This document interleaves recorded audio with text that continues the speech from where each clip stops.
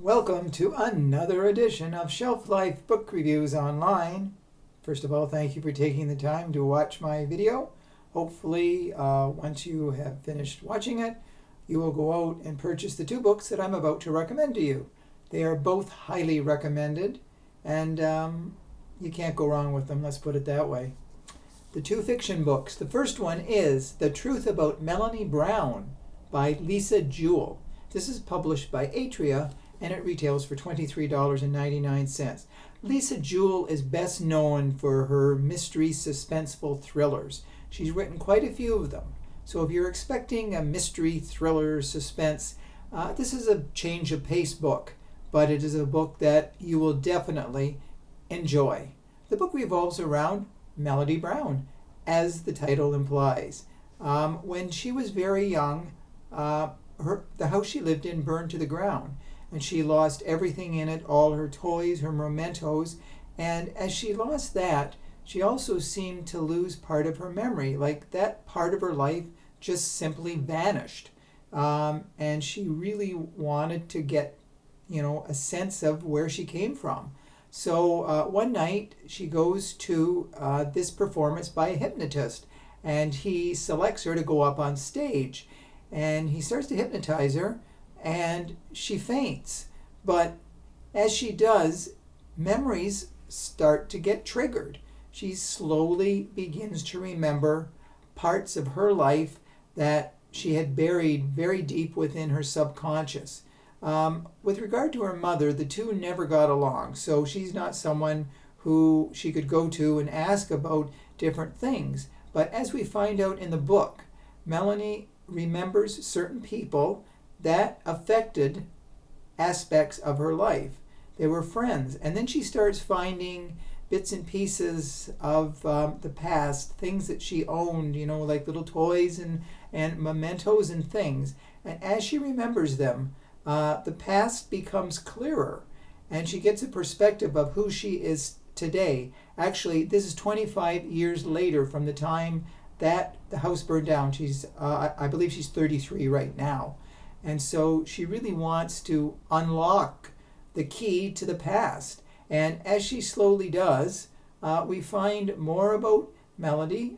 She's a person that you would definitely cheer for. She's one of those characters that in a lot of fiction books, some of the characters you really don't like, but you really fall in love with Melody Brown because she is someone who is humble, she's honest, she's very insecure. All she wants to do is learn about her past. And as more memories come within her subconscious, and she does remember, we start to cheer for her. And the truth about Melanie Brown actually finally comes out all those many years later. So this is a book that you really cannot go wrong with.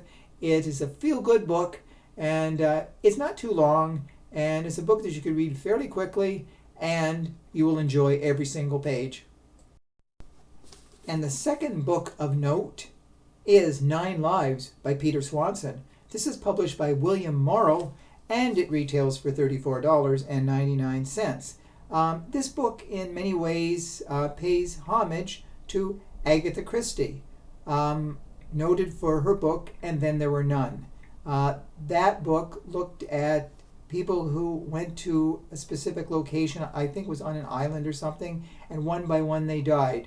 Now, this is a very familiar part of fiction literature. It's been done several times where people are lured to a location and they're systematically killed one by one until there's nobody left. Well, this book sort of has those overtones.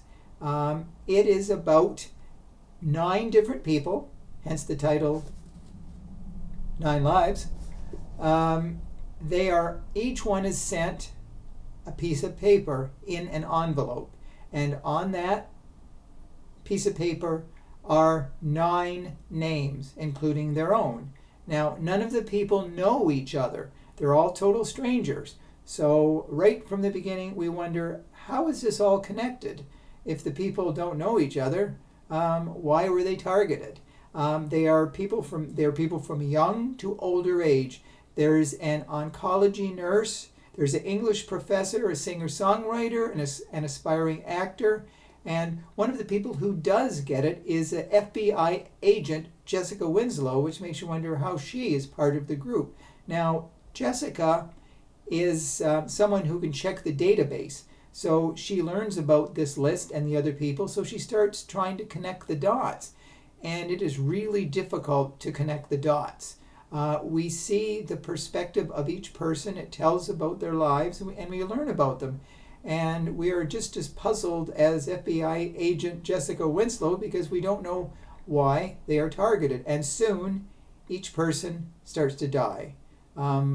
Each chapter, starts out with 9, and then when someone's killed, it's 8, and then it slowly counts down as each person is systematically eliminated. Now, the deaths aren't that ghoulishly grisly. Some people are shot, poisoned, and different parts of, or different ways of being killed. Now, when we're down to the last, we start to wonder, just who is this person? And we see little parts, little chapters as to within the psyche of the killer, and we start to learn things. Now, the reason why is very interesting, and of course I'm not going to tell you because that would spoil the surprise, and I don't do spoilers.